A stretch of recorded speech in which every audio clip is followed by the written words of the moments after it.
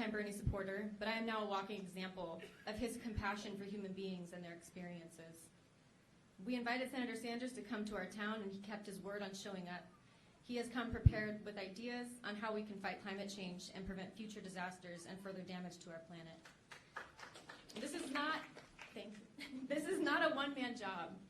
We need to come together. Every single one of us has a responsibility to take action, to educate ourselves on climate change, to learn what we can do as individuals and as a community. I would like to express my gratitude to Senator Sanders and to everyone who is here with the intention of making a positive change. It is because of this that I'm able to see some light after a very dark experience. So thank you.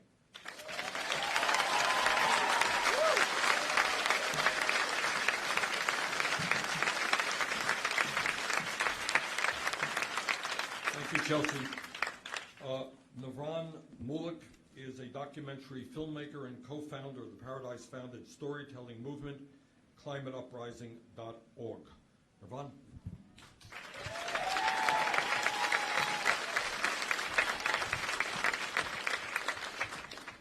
So I'm not from here.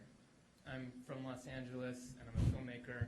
And I've gotten to make some videos that have gone viral, like Kane's Arcade and for the UN, leading up to the Paris Climate Agreement. I've gotten to see firsthand the power of a story and how it can spark a movement. I'm here because what happened in Paradise is part of a bigger story. It's connected to the climate change story that's going to threaten our collective survival. You know, this wildfire happened 2 days after a climate denier was reelected to Congress. I know you guys tried. At the same time the campfire was burning up here, the Woolsey fire was burning down where I'm from. My sister was one of 300,000 people who evacuated. Three lost their lives, and several of my friends, their homes. Since these fires in November, we've had record flooding in Nebraska, devastating crops, deadly heat waves in Australia. In India, in Chennai, the city where I was born, 10 million people ran out of water. And the science is clear. This is caused by climate change, and it's an existential threat. That's why I was so angry when I saw that video of Trump visiting Paradise, calling it pleasure.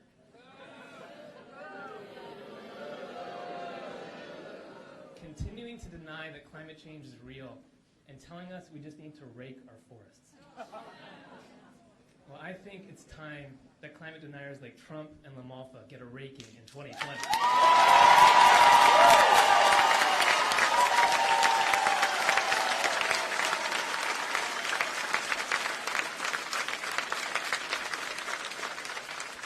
The day after Trump visited Paradise and I saw that video, some friends on Facebook and I organized a crowdfunding campaign on Facebook and sent some campfire survivors and community organizers who are here today to go to Washington, D.C. in December to attend Bernie Sanders' town hall on solving the climate crisis.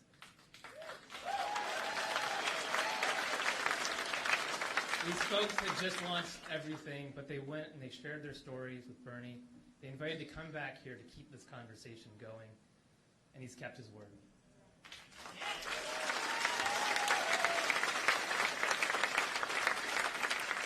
We've continued to work with this community to help tell their stories at climateuprising.org, working with campfire survivors on both sides of the aisle to make a bipartisan call for climate action.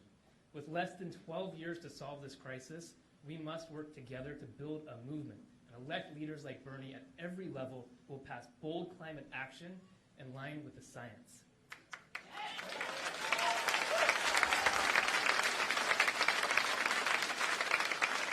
Together we can make sure that the next chapter of our collective story is not the last. Thank you.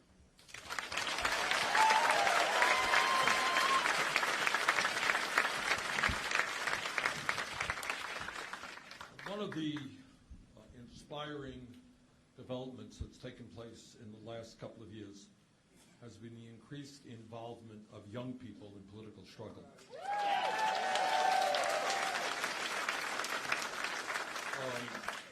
Stephen McQuark is a leader of Chico's Sunrise Movement and member of Chico 350. Stephen, come on up.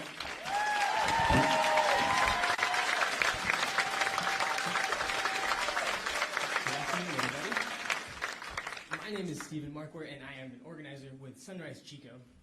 I'm here today because I know that climate change is an existential threat that can no longer be denied nor ignored. The science is clear. And here in Butte County, after the Camp Fire, which burned multiple of our towns to the ground due to conditions that were made worse by climate change, we've already dealt with this existential threat. Climate change threatens our food, our water, and our air. We have the ability to stave off the worst effects of climate change if we demand bold solutions from our politicians, our institutions, and ourselves. Climate change affects everybody, and we will need everybody to organize if we're going to tackle it. We have the resources, we have the technology, and we have the ability to enact a Green New Deal, to transform our economy, to be one that is truly sustainable, one that is environmentally friendly, economically stimulating, and socially equitable. What we lack is the political will to make these changes. And that political will can only be fostered by a grassroots movement of millions of people demanding bold solutions that we need.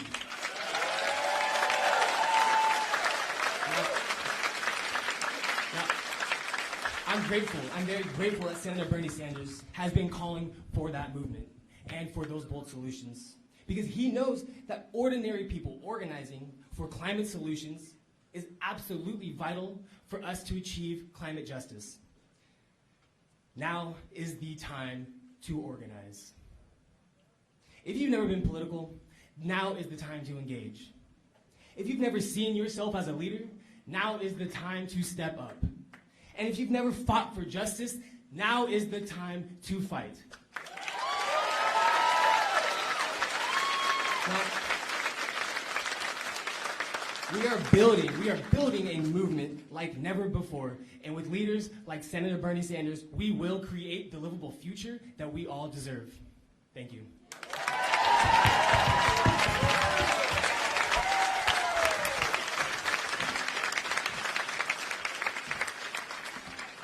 Let me thank Audrey and Mark and Chelsea and Nirvan and Stephen for their remarks. And let me thank all of you for coming out. You know, I do a lot of political rallies, but I honestly don't see this as a political rally. And I appreciate the support that we have here, but this is, to me, much less a political event than an understanding that in our country and the world we have an unprecedented crisis, and that as a nation, as a world, we have got to come together. When we talk about our responsibilities as human beings and as parents, many of us are parents, and Jane and I have 7 beautiful grandchildren. There is nothing that I can think of that is more important than leaving this planet healthy and habitable for them and the generations that come after them. That is a moral responsibility.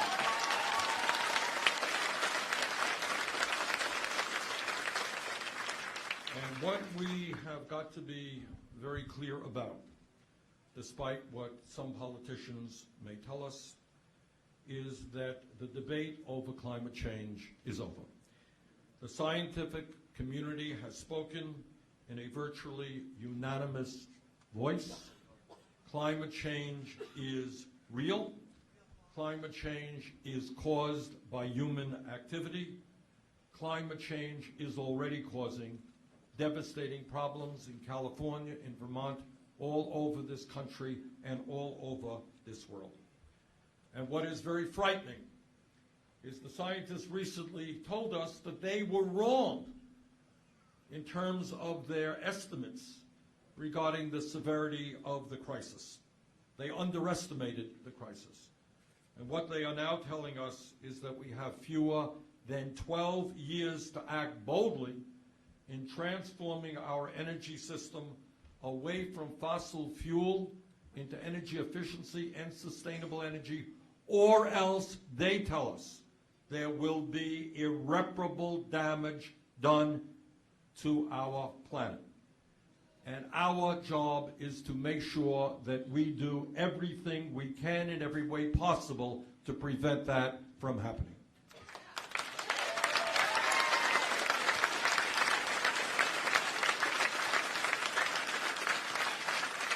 let us be clear that if we do not act together, by that I mean not only in California, not only in America, but all over the world, we will see more devastating disasters like the terrible wildfires we have seen here in Paradise.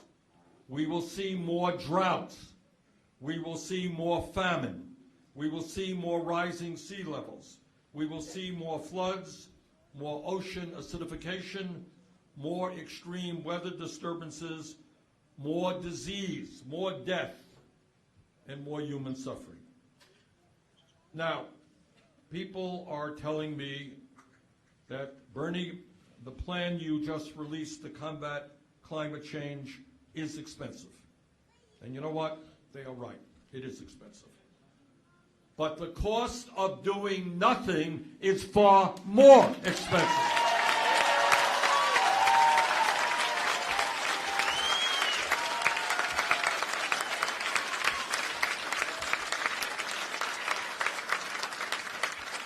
The economists have told us that the cost of inaction on climate change will cost some $69 trillion throughout the globe. The scientists have told us that the cost of inaction on climate change will put the entire planet and life as we know it on Earth in serious jeopardy. Because what we have been told is that if we do nothing, the effects of climate change will lead to over 250,000 deaths every single year across the globe from factors including malnutrition, heat stress, malaria, and other diseases, and that is a very conservative number. If we do nothing, what we have been told is that the effects of climate change will throw over 100 million people throughout the world into extreme poverty. People will not have land to till. They will not have water to drink. Their abysmally low standard of living will become even lower.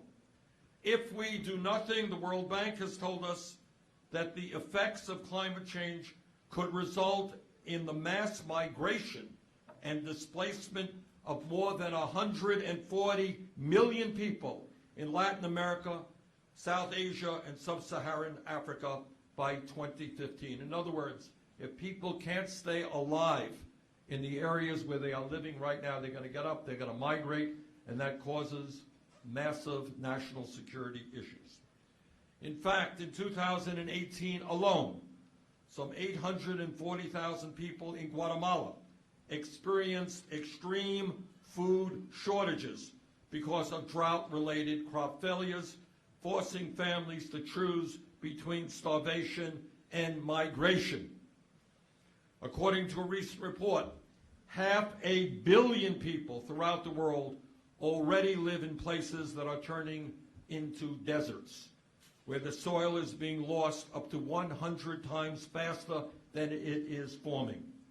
If we do nothing, the CIA and other intelligence agencies have warned us that the effect of heat waves, droughts, and floods substantially increase the risk of war, social unrest, and cross-border tension in countries like Egypt, Ethiopia, Jordan, and Iraq. Donald Trump says that climate change is a hoax. Donald Trump is dangerously, dangerously wrong. This June and July, and the point that I want to make, I don't want to get into Donald Trump. I talk enough about Trump. But on this issue, his ignorance is going to impact not just our country, but the entire planet. And we have got to stand up to that ignorance. This June and July, as you know, were the warmest months in recorded history. In fact, the last 5 years were the warmest on record. The so-called hoax of climate change threatens to destroy our food and water supply, flood our cities and towns, and displace millions of people from their homes. And let me tell you just a bit about rising sea levels. What the scientists have told us is that if we do nothing, coastal cities like Miami could be significantly underwater by the year 2045. Let me say a word about heat waves. The extreme heat wave in July caused 400 people to die in the Netherlands alone. It caused more than 18,000 hospitalizations in Japan, and 169 million people in the United States were put on an extreme heat alert. The Centers for Disease Control has found that extreme heat events, quote, are the most prominent cause of weather-related human mortality in the United States, responsible for more deaths annually than hurricanes, lightning, tornadoes, floods, and earthquakes combined. In other words, when it becomes extremely hot, people who are vulnerable, often the elderly, will die. And let me tell you a little bit about extreme weather disturbances. In May, the Washington Post reported, quote, half of America looked like Tornado Alley, end quote. Oklahoma, Missouri, and Iowa experienced record-breaking rainfalls and severe floods. The top 10 natural disasters in the United States since 2000, including Hurricanes Katrina, Harvey, Maria, and Sandy, caused over $660 billion in damage and over 5,500 deaths. Right here in California, your beautiful state, one of the worst droughts in history was intensified by climate change.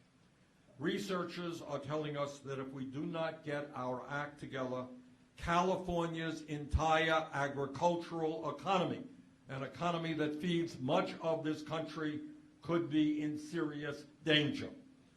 15 of the 20 largest fires in California history have occurred since 2000. And scientists tell us that these fires are getting bigger and bigger and harder to deal with because of climate change. And I just want to thank, I don't know if we have firefighters in the room.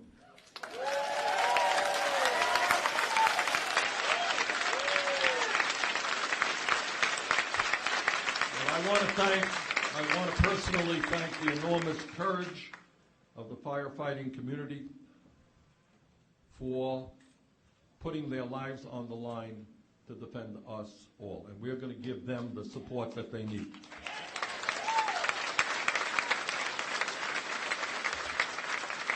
And obviously, when I talk about disasters, the community here, all of you, have gone through something that I hope not many people have got to go through. Less than a year ago, the Camp Fire swept through this community and destroyed some 14,000 homes and killed at least 85 people and will cost some $16 billion in damage. That is $16 billion in one small community of some 26,000 people for one disaster. Multiply that cost by towns all over the world that are threatened by fire, and you begin to understand what the magnitude of this disaster is about. My friends, the pain, suffering, and tragedy you experienced here cannot and will not be forgotten. Let Paradise, California, be the wake-up call for our entire nation.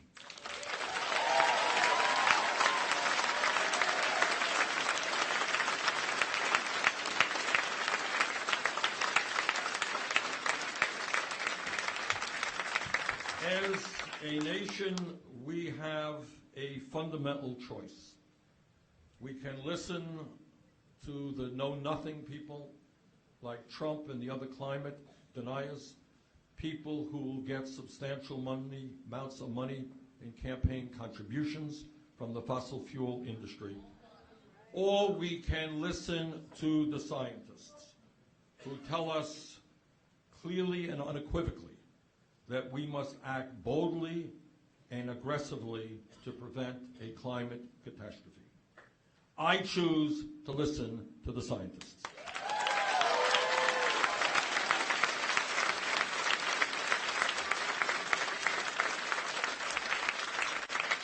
And today we are telling the fossil fuel industry as loudly and clearly as we can that their short-term profits are not more important than the future of this planet.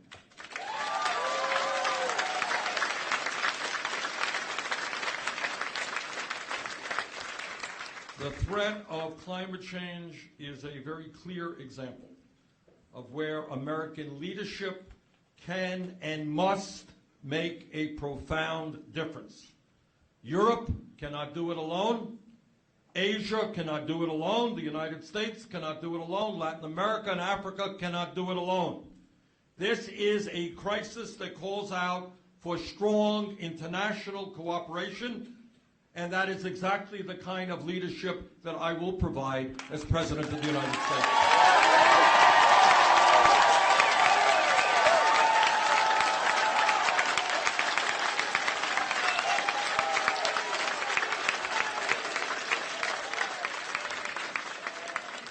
It is no secret that we must transition away from fossil fuel, period, end of discussion. There ain't no middle ground here. There is no middle ground. And that means, among many other things, that we will end all of the ways that taxpayers currently subsidize and support the fossil fuel industry.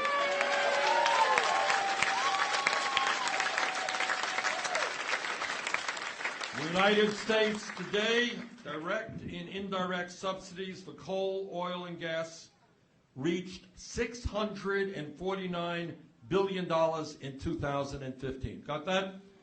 Those are the kinds of subsidies that the fossil fuel industry received, and those are the kinds of subsidies and tax breaks that I intend to end as President of the United States.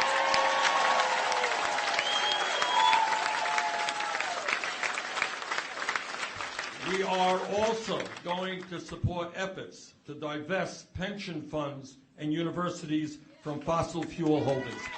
And I want to congratulate many young people on campuses all over this country who are in the process of doing that.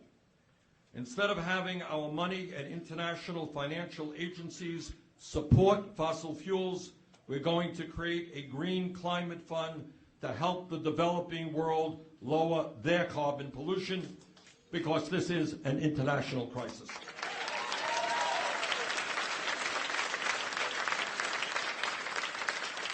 We will immediately end all new and existing fossil fuel extraction on federal public lands.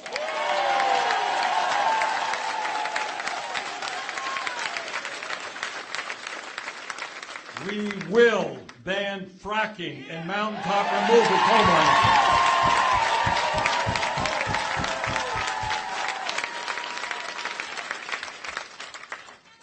Instead of bragging about being the world's largest oil producer, we are going to be leading the world in sustainable energy.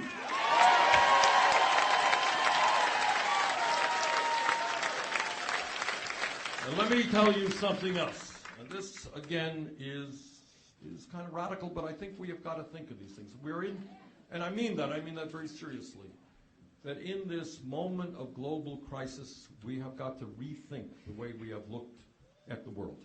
That's where we're at. We are finally going to end the fossil fuel industry's legal immunity. Now, what does that mean? What does it mean? And this is an important issue. Look, everybody makes mistakes. Everybody in this room has made a mistake. Every doctor has made a mistake. Every engineer, even politicians occasionally make mistakes. But what we have got to look at is if somebody produces a product and it turns out to be a harmful product, and they say, oh my God, we didn't know that. That is one thing, and that happens all of the time. But when somebody produces a product which they knowingly understand to be harmful, that is a different situation. Today, just 100 companies have been the source of more than 70% of the world's greenhouse gas emissions in the last 3 decades, 100 companies. They have been permitted to walk away from their toxic spills, their abandoned wells, and other environmental disasters.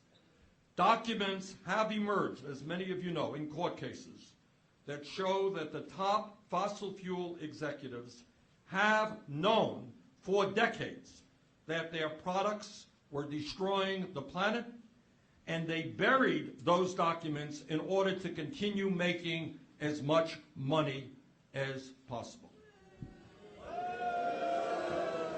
So there is a difference between ignorance, just not knowing, and suppressing the truth.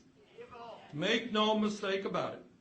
What the executives of ExxonMobil and other fossil fuel executives are doing is exactly what the tobacco industry did when it lied about the health risks associated with smoking. Conduct that led to federal racketeering convictions.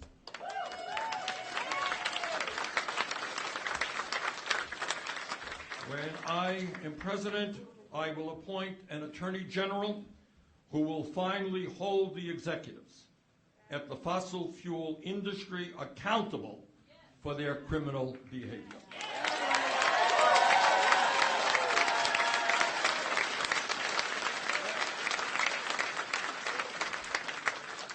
Further, we will eliminate all of the fossil fuel industry's tax breaks, of which there are many. Last year, if you can believe it, as a result of Trump's tax giveaway to the rich, not only did 24 fossil fuel companies throughout the country pay nothing in federal income taxes, they actually received a $2 billion tax refund from the IRS after making $38 billion in profits. So take a step back and think about it. Here you have an industry which every day is helping to destroy our planet. You got many of them not only paying nothing in federal income tax, they have received a $2 billion tax refund from the IRS.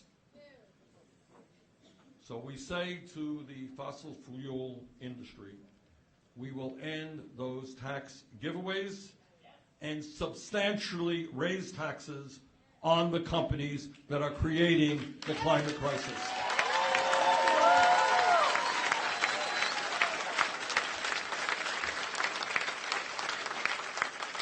And furthermore, we will use that revenue to make massive investments in renewable energy, energy efficiency, and sustainable energy. And by the way, when we do that, we are not just going to meet the recommendations of climate scientists by moving to 100% renewable energy for electricity and transportation by 2030 and decarbonizing our economy by 2050. We are also going to create some 20 million new good-paying jobs.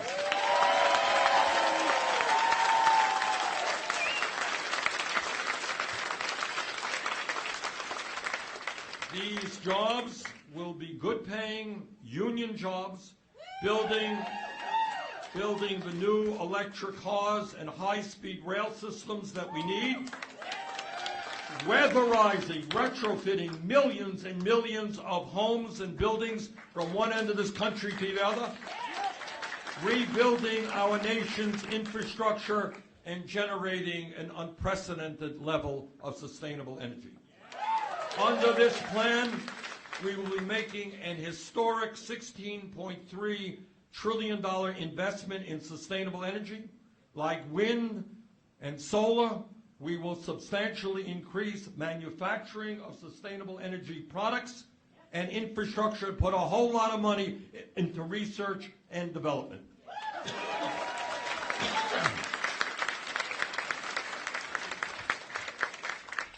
Under this plan, we will use our existing energy-producing agencies to expand wind, solar, energy storage, and geothermal power plants and fully eliminate fossil fuel energy sources. Despite what the fossil fuel industry may want you to believe, the reality is that solar and wind are already cheaper than coal.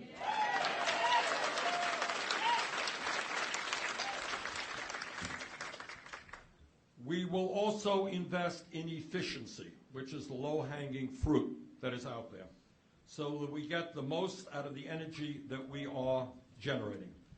That means building a resilient, secure, and energy-efficient smart grid. It means requiring that new construction and existing commercial buildings meet tough energy efficiency and electrification standards. And it means aggressively weatherizing homes and businesses in a way that will let us reduce residential energy consumption by 30%. Further, no plan to transform our energy system would be complete without addressing our transportation system, which is responsible for about a third of our carbon emissions.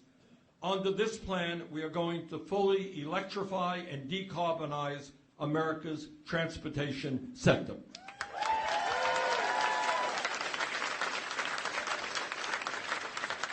We are going to expand successful zero-emissions vehicle programs and make sure these programs don't just benefit the very wealthy. Through vehicle trade-in programs, we're going to make sure electric vehicles are available to all people, not just people who have a lot of money.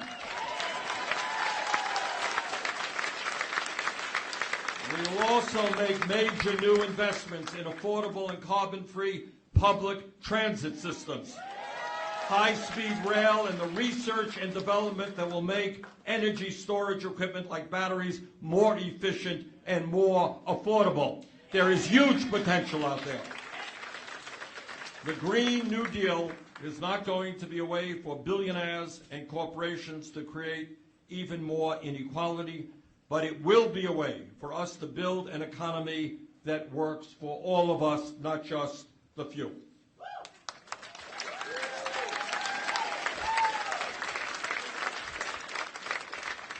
And importantly, and this is an important point, and I want all of you to know what I hope most of you already know, that probably there is no member of the Senate or even the House who has a stronger pro-worker, pro-union voting record and life activity than Bernie Sanders does.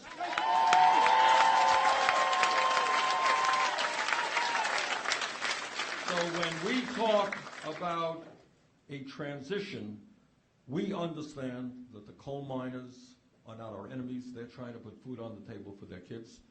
We understand the guys and the women who work on oil rigs are not our enemies, people who work in the fossil fuel industry. So when we talk about a program that transforms our energy system away from fossil fuel, we are talking about the need for a just transition for workers in the fossil fuel industry.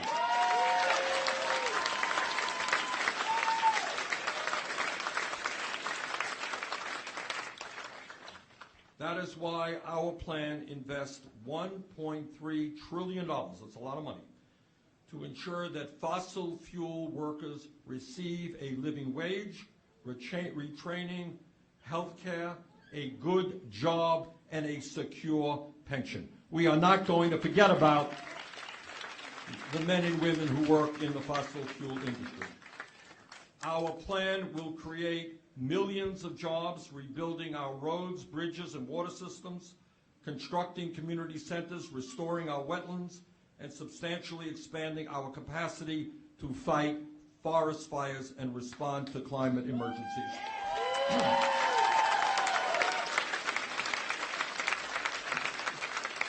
We know that small towns and fire departments alone cannot address these crises. We will have their backs.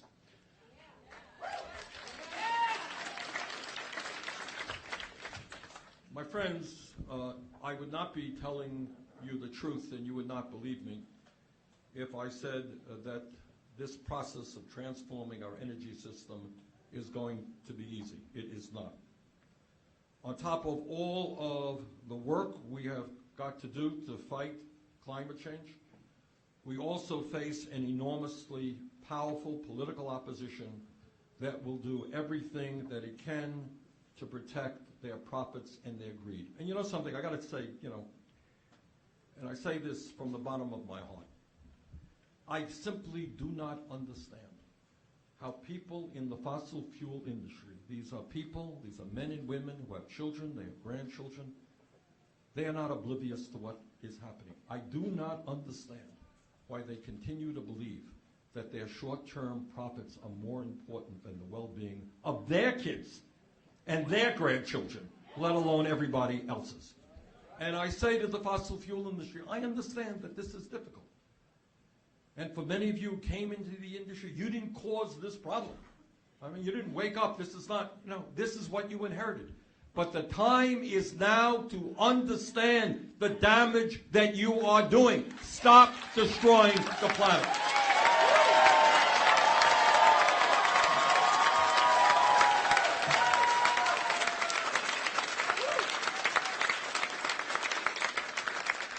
As we look out at the destruction here in Paradise and in the pain that this community and other communities around the country have experienced as a result of climate change, we know that we cannot allow the greed of fossil fuel billionaires to destroy our planet and our children's future for 1 second longer. So to the fossil fuel industry, we want to work with you. We want to make this transition as quick and as painless as we possibly can. But this transition is coming whether you like it or not.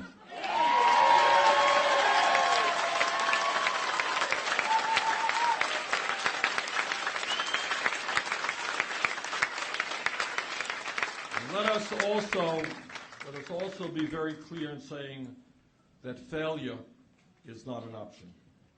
Unless we take the action necessary to save our planet and reverse climate change, our children, grandchildren, and great-grandchildren are going to look back in this period in history. And what I worry very much for all of us, and again, I have 7 grandchildren, I don't want 20 years from now, 30 years from now, 40 years from now, for any person in this room to have to confront some child when that child says, Grandpa, Grandma, you knew what the scientists were saying. Why didn't you do something back then before it came to this? We know what is going on.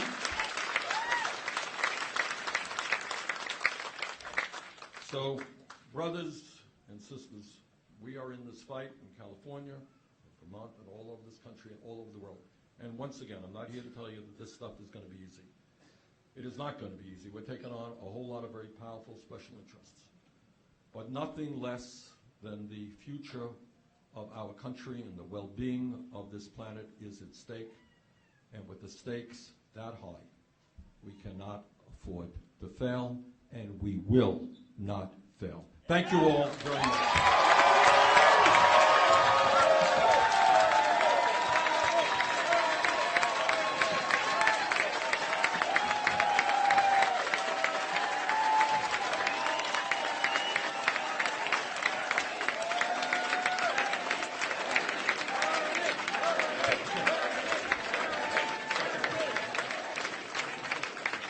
Okay. The panel and I would be delighted to accept any questions or comments that people may have. Any questions? All right. Well, we're going to try to get to everybody. All right. The woman right back there. We're going to get to the media later. Are you with the media? All right. Let me hold off on that one. All right. Questions from the audience? All right. I see a hand way back there. I'm going to go back and I'll work my way up. Okay. Do we have a mic? Mike is coming. Just give us your name and yeah. My name is Matthew Hilliard. I'm from Siskiyou County. I'm sorry, your name is? Matthew Hilliard. Matthew, got it. I'm from Siskiyou County. My question is, the campfire was destructive and awful, but in 2018 we had the Clark fire in Reading, we had the Mendocino Complex fire, we had the Ferguson fire, and in my hometown we had the Klamathon fire. And the big fire. So when these incidents don't have the national publicity, they sometimes get left in the dark. And so what can we do to make sure that there's more in-place systems for people dealing Well, with these fires? thank you very much, Matthew. And let me just broaden your question, if I might. There are still people, good people, who don't quite believe that climate change is real. And our job, as Matthew was indicating, is to have a president who will be talking about this issue every single day and talking about the impact that it has happened. And one of the things that's happened just in the last few years, it's not necessarily that everybody in America is reading the scientific studies coming from the IPCC. But you know what is happening? People are beginning to see things with their own eyes. If you live in the North Country, in Vermont, Minnesota, and you used to go ice fishing every year, suddenly there is no ice for you to go ice fishing on. If you're living in Miami and you're seeing a continuous level of flooding that never existed before, that is real in your own eyes. If you live in my part of the world where we have these big, beautiful animals called moose, and they are attacked by ticks, really disgusting things, because of the warm weather and the fact that ticks are around a lot longer than they used to be. If you're a farmer in Iowa and you're working out there in the heat and you notice that your crop production is going down. So people are beginning to see it, but the difference right now between where we are and where we will be is you have a president who at best doesn't talk about it, at worst lies about it, and is in the payroll of the fossil fuel industry. And we need a president to explain to the American people in a very concrete way how climate change is impacting us today and how much worse it will be in years to come. Okay, we got a microphone here. Who's got a microphone here? All right, I see a gentleman over there. Stand up, sir. Yeah. Yeah. Get the mic. Here it comes. Give us your name, please. Thanks, Senator Sanders. Jim Roccanella. Jim. Stand up, Jim, if you could, please. Okay, Senator Sanders. Throughout California, there are museums. Hold that mic close to your mouth. Thank you, sir. Throughout California, there are museums of farming before the fossil fuel motor cars. Do you talk with farmers who know how to work the land with horses and with bulls to farm as we did in the recent past? Well, I talk to people, I do talk to farmers in my own state and throughout this country. And I think if your point is, I don't think we're going to go back to horse-drawn tractors. But I do believe, now your point is well taken, all right, that agribusiness and large-scale agriculture and the incredible use of pesticides and factory farming are doing very serious damage to our environment and contributing to climate change. I see a woman, in the black blouse there. Yep. Raise your hand, please, ma'am. Yeah, that's right. Here's the mic. Yep. In regard to the economic devastation that occurs with this, we found that those that were the have-nots are tending to fall far lower, while those that were insured are obviously going up. A fellow veteran reached out and asked if I could relay this question to you. There are veterans that are 100% disabled that are unable to get the assistance because they quote-unquote make too much.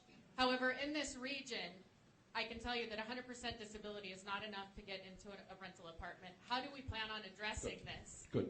Thank you very much. Look.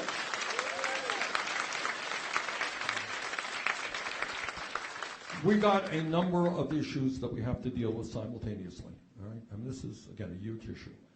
Most important is we have to transform our energy system as quickly as we can. But we also are mindful that no matter what we do today, there's going to be a disaster tomorrow. And you had one here in Paradise. We, in our plan, have billions of dollars set aside to help those people who have been impacted by disasters, and we are more than conscious that many of those people are low-income and working-class people who just need help to get their feet back on the ground after a disaster like that. So we do put that money into this program. Okay, I see a hand, a woman right over there, way in the back. Can we get a mic to her?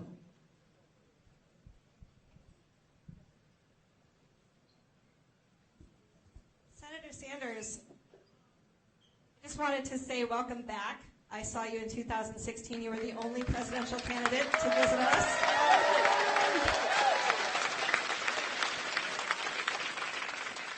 I'm a small business owner here in town, and I've lived here for 20 years. And I was just curious what, for all...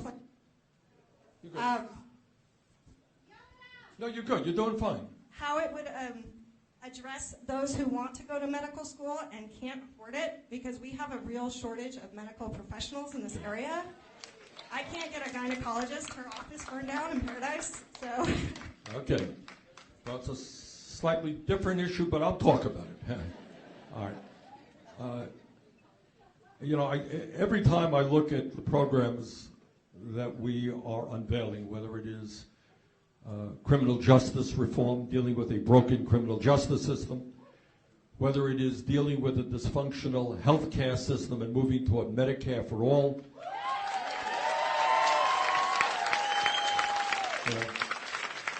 We are prepared, and I say this not to be boastful, but if this campaign is about anything, it is about having the guts to look at the real issues impacting the American people. So we got a major, major healthcare crisis. And you talk about one part of the crisis. I mean, ultimately, we're looking at 87 million people who are uninsured or underinsured, 30,000 who die each year because they don't get to a doctor when they should. You're talking about 500,000 people in America this year will go bankrupt because of medical bills. And you're talking about the issue that you're talking about, is that unbelievably in the richest country in the history of the world, where we spend twice as much per person on health care as do the people of any other country, there are regions where there are not enough doctors, not enough nurses, not enough psychiatrists, not enough dentists or mental health counselors. So in a Medicare, the function of a Medicare for all system is not to do what we are doing right now, to allow the healthcare industry to make $100 billion a year in profit. Our job is to make sure that every American, no matter where they live, gets quality health care without out-of-pocket expenses.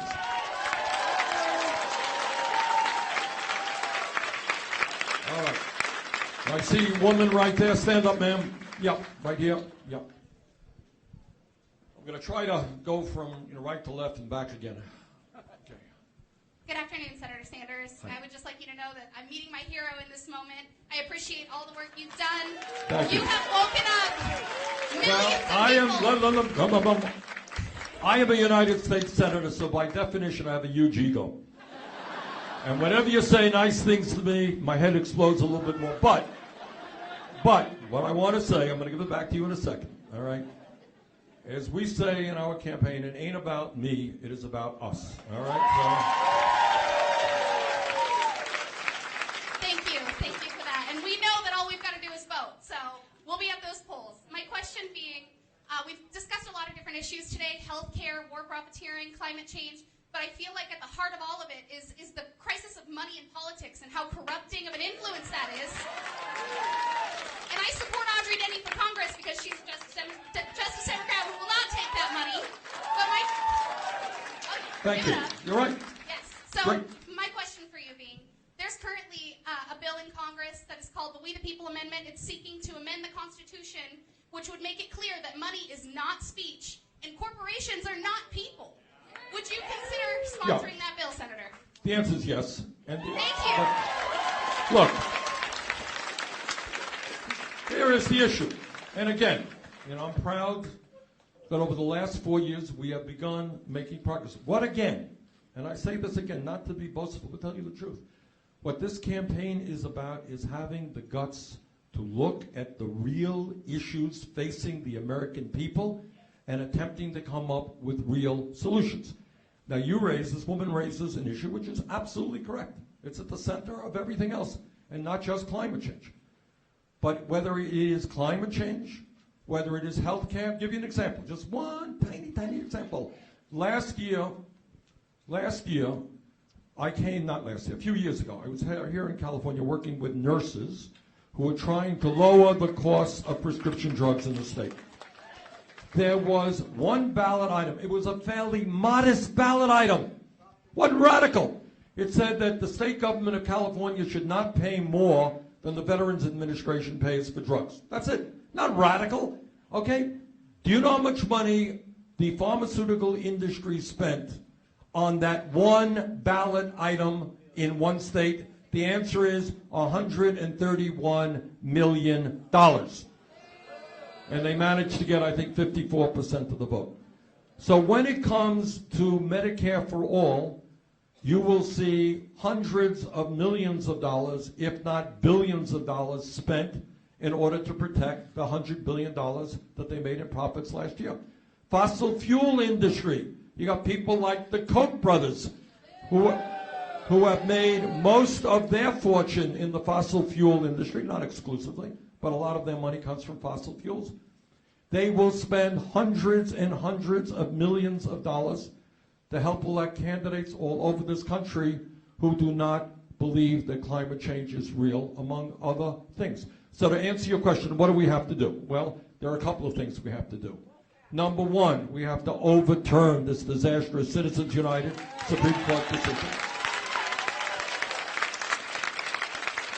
which is pretty much what that legislation is about. And second of all, we've got to move to public funding of elections.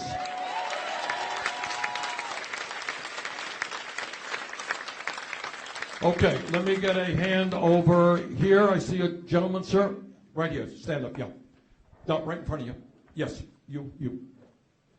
Yep, grab that mic, please. Matthew Tyler, 2020 presidential independent candidate.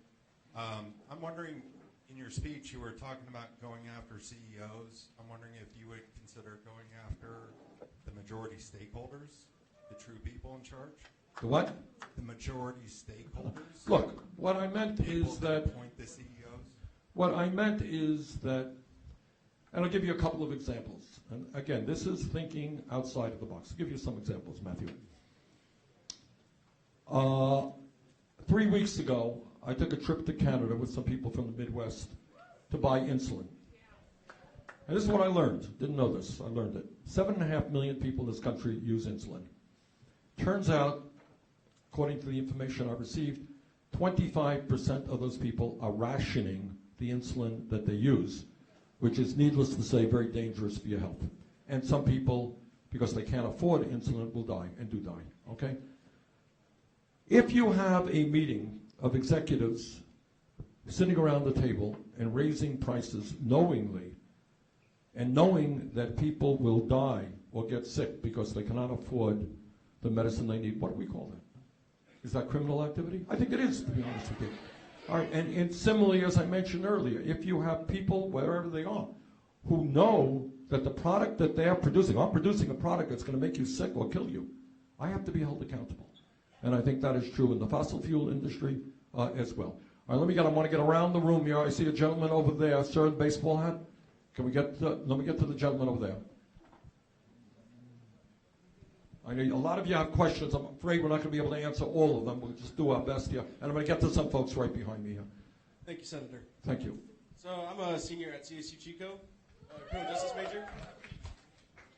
So my question is you seem adamant about climate change, Yep. of course. So what ways would you take to practice what you preach if you were to become president? Because I know it's stressful and you have to travel a lot and you have to use fossil fuels. No, I'm not going to walk to California. All right, look, I understand that. We do the best we can as an example, but I'm not going to sit here and tell you that we're not going to use fossil fuels. What we're going to do is transform our energy system. And what we're going to do, not just for me, I'll give you a personal example. Jane is here. Jane, why don't you stand up so everybody can see you? All right.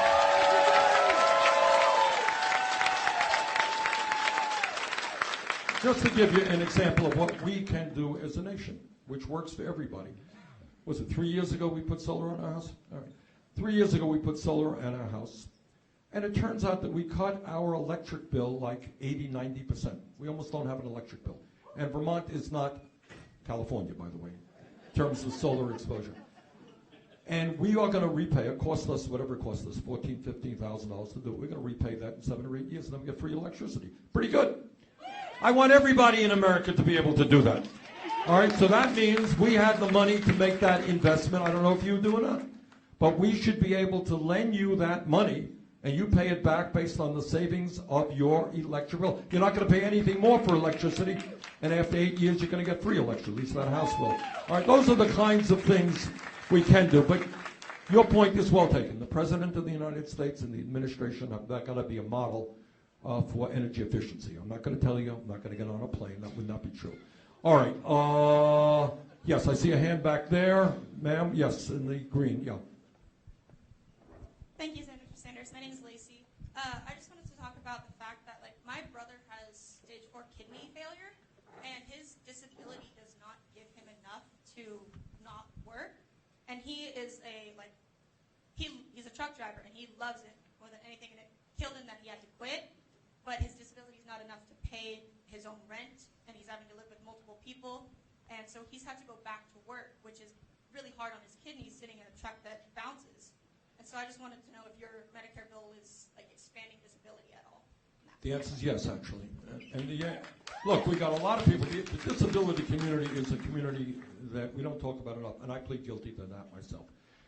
So it's an area that we have to, but what your brother should know, and everybody in this room should know, and not a radical idea, is exactly what goes on in Canada right now, that your brother will be able to get all of the health care that he needs without having to take out his wallet, okay? That will be a big help to him, will it not? Okay, all right, let me go over here. I see a woman right here in a black, yes ma'am, black sweater.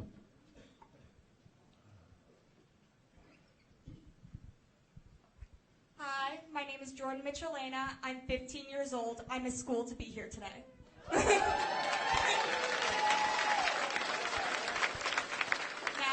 as being a 15-year-old, I am not old enough to vote. What would you suggest for kids my age to make a change similar to, like, slowing down climate change? Or what would you suggest to make a change in that way and any other way? Okay. Young people, let me, Jordan, say this to you, and I know that you're 15 and you're not 18. But if young people, 18 or older, voted at the same percentage as older people, we would transform this country. All right? And the reason for that is it just so happens, thank God, that the younger generation is the most progressive younger generation in the history of this country. Okay? So, my first point is for those of you who are 18 or older, you got to reach out to your friends and your fellow students and your co-workers and tell them that they cannot sit this out, that they can't complain about leaving school deeply in debt, can't complain about living in their mother's basement, can't complain about getting a job which doesn't pay them a living wage. All right? If they want to change this country, they're going to have to get involved. And the good news is voter turnout for young people is going up, but it has the potential to go up a lot further. Let me say this. I'm going to get back to Jordan's point. The future of this country, our politics, depends upon young people getting involved in the political process. So I hope they will. All right. Jordan, look. We are living in an unprecedented moment, and we have got to act in an unprecedented way. There are great groups right up here. Do you want to say a word about that response? Okay. Yeah, you go. Come on up here. Yeah. Say it. I mean, I would just recommend getting Yeah, stand involved. up. Stand up. Yeah, to your question, Sunrise Movement is the youth-led movement that is working to stop climate change and create millions of new jobs, and that is the kind of group I would recommend getting involved with. There's a lot of others, but we are generating a lot of momentum across the country with Sunrise and others, so there's plenty of outlets here in Chico. I know we already worked a little bit on your march, which was incredible, but that's my first plug. I mean, here in Chico, we're doing it. We're going to out 350 and Beck and XR, and groups from around the county and the region, so we can work together. And let's chat. If anybody's young in this room and wants to do something, is mad, is listening to this, and wants to get ignited, let's chat. So. See a woman right here. Ma'am? Yep. Stand up, please. We got a mic coming to you. It's a pleasure to be in the room with you, Bernie. Thank you. My name is Pamela Swartz. I live in Nevada City, which is in Nevada County. And I am hearing what you're saying. I agree with you 100%. I talk to my friends and my family about this.